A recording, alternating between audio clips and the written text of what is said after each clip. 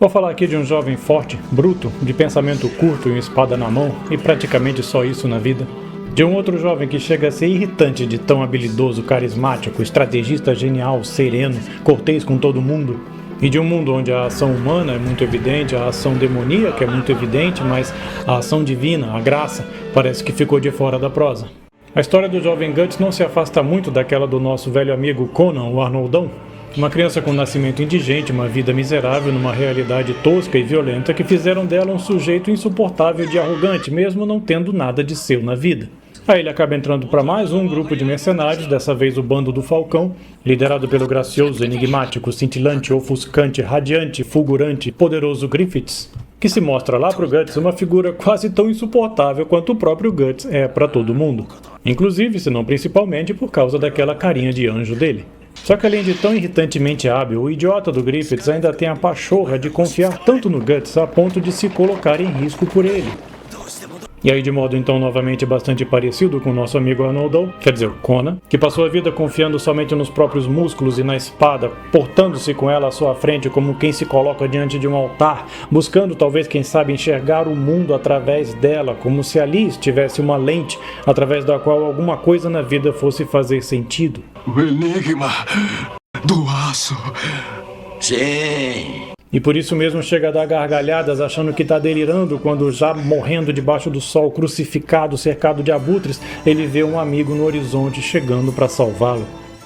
Pois é, assim também o furioso e imparável Guts, depois de uma existência resumida a sangrar os outros para salvar a própria vida, esse cara encontra alguém disposto a sangrar a própria vida para salvar a dele. E aí o bruto e solitário se vê balançado e tremido diante da impensável possibilidade de ter finalmente encontrado um amigo. E não é que tentem dourar a pílula aqui com alguma tintura de virtude não, viu? Se a pancadaria aberta e honesta do campo de batalha se vê de repente trocada por uma missão de assassinato fria e cruel, tudo bem. E se no meio disso aparece uma criança que viu mais do que devia, tudo bem também. A desgraceira moral é ruim assim, tá? E mesmo assim, aqueles desgarrados seguiam de alguma forma, não exatamente puros, mas límpidos, sem enganação, sabe? Mantendo a sanidade na força da ira, é verdade, mas não no ódio. Tipo um cachorro de briga que sai da luta com a boca cheia de sangue, mas abanando o rabinho porque viu o dono. Porque ele é aquela figura que sempre lhe estendera a mão, chamando aqueles que não eram nada a tomarem parte no sonho dele. E assim o Bando do Falcão, que era um bando de mercenários, podia ser só uma grande peneira de escória, seguia tendo ali dentro algo que cheirava a família. E aí dentro dessa quase família vai sendo temperado como numa forja aquele coração, parecido com a própria espada que ele carregava. Grande, mas bruto, tosco, uma coisa sem polimento nenhum que mais parece uma tora de ferro. E que vai sendo polido numa trajetória que é ascendente, mesmo ainda nadando num lamaçal sangrento, mas uma trajetória ascendente, porque a besta fera que passou a vida limitada à mera sobrevivência do eu, vai se tornando aos poucos capaz de ver a si mesmo dentro de um nós, não só ao ponto de comandar homens, mas também de se importar com eles, e ainda ao ponto também de ver brotar uma reciprocidade que o leva a se dar ao outro, inclusive sendo capaz de arriscar-se para salvar uma pessoa que nunca tinha lhe dado nada além de hostilidade, e assim, mesmo debaixo da lama, o garoto bruto e tosco encontra um irmão, muitos amigos e uma mulher por quem o seu coração bate mais forte. Só que tinha um probleminha. São Tomás de Aquino diz que a amizade envolve amar as mesmas coisas e rejeitar as mesmas coisas.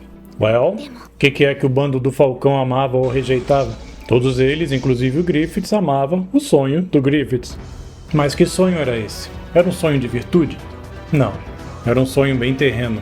E a flagrante, quase que inocente, mas evidente falta de virtude nessa gente, nessa vida, nesses sonhos, já basta por si só para explicar a desgraceira que vem depois. Conhece isso? Aquele que edifica a casa sobre areia, virão os ventos, as tempestades e ela virá abaixo. Pois é, mesmo uma pessoa cega de ambição ainda é humana.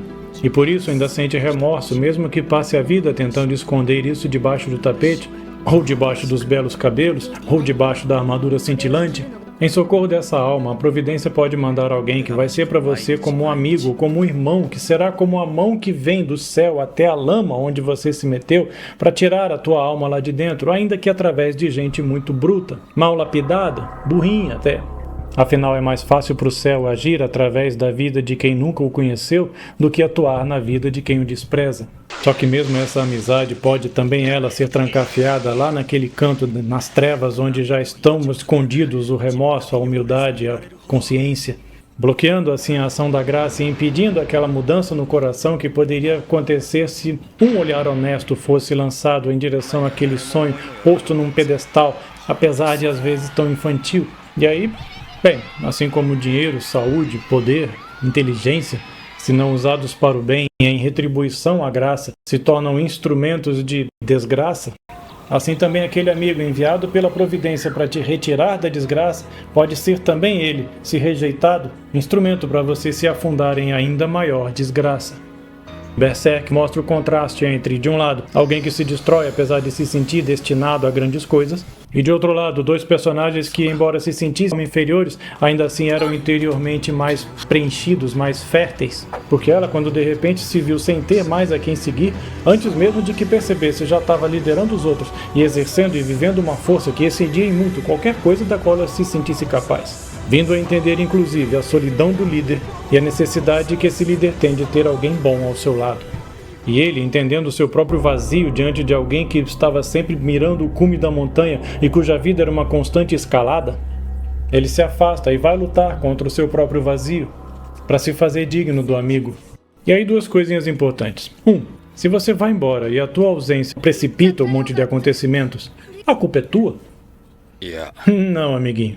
De boas intenções o inferno não está cheio, ainda que as tuas boas intenções tenham redundado em más notícias. Intenções verdadeiramente boas pavimentam o caminho para o céu, porque o desfecho dos acontecimentos não está na mão da gente.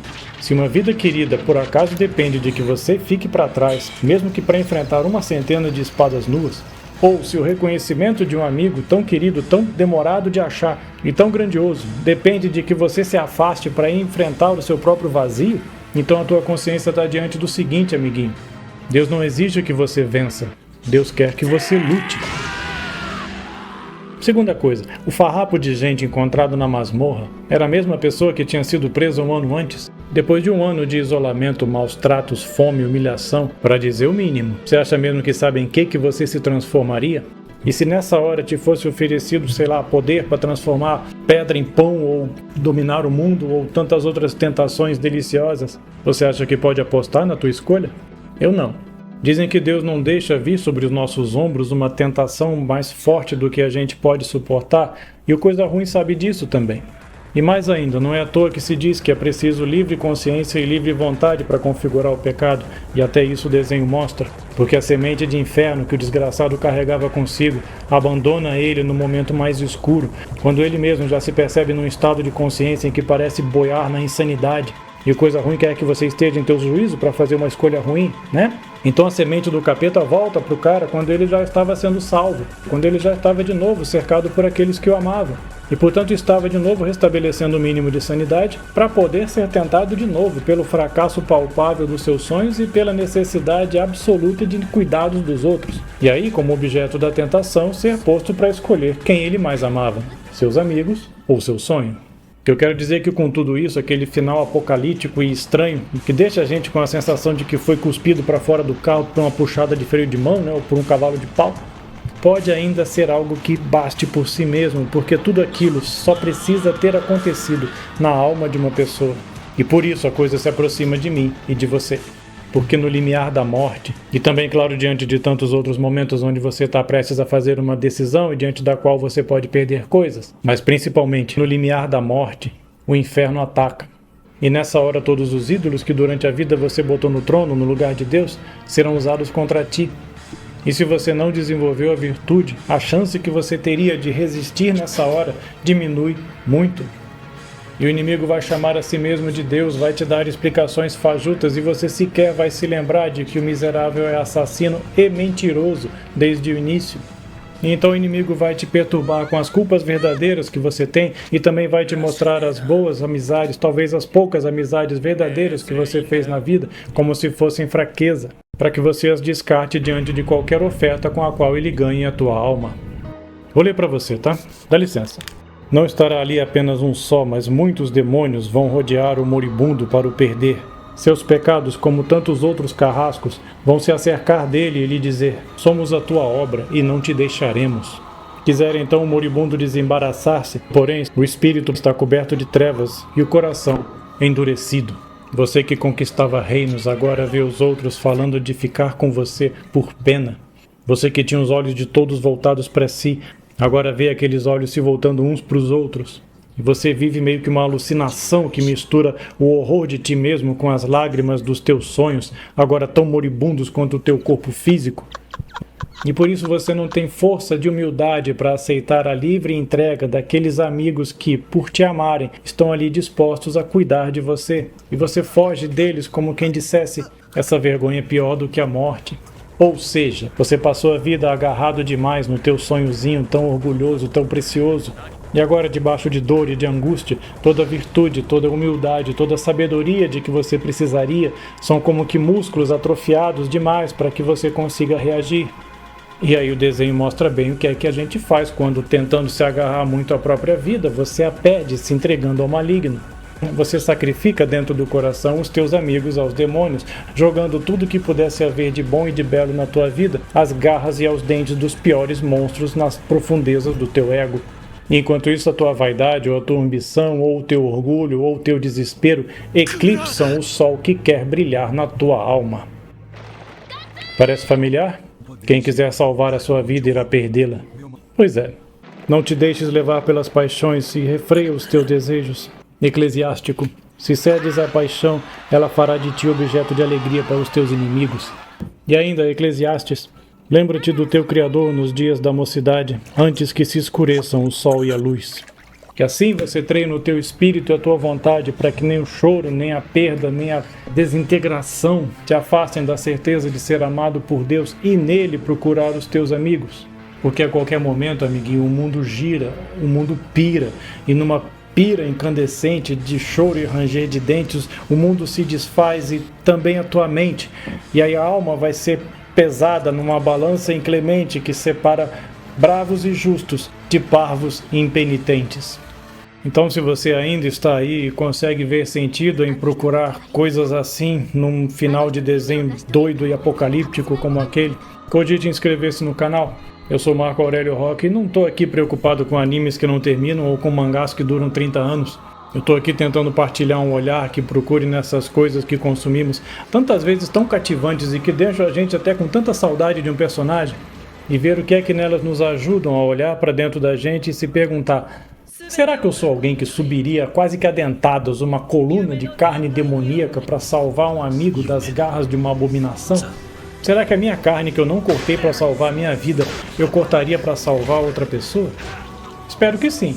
Ou será que os meus sonhos são assim tão importantes para mim, as minhas vaidades assim tão encantadoras e o meu corpo assim tão belo, a ponto de que por essas coisas eu choraria sangue e tornaria tão fácil para o inimigo da minha alma me oferecer a chance de sacrificar tudo e todos só para pôr fim às lágrimas das minhas derrotas? Eu espero que não. E você?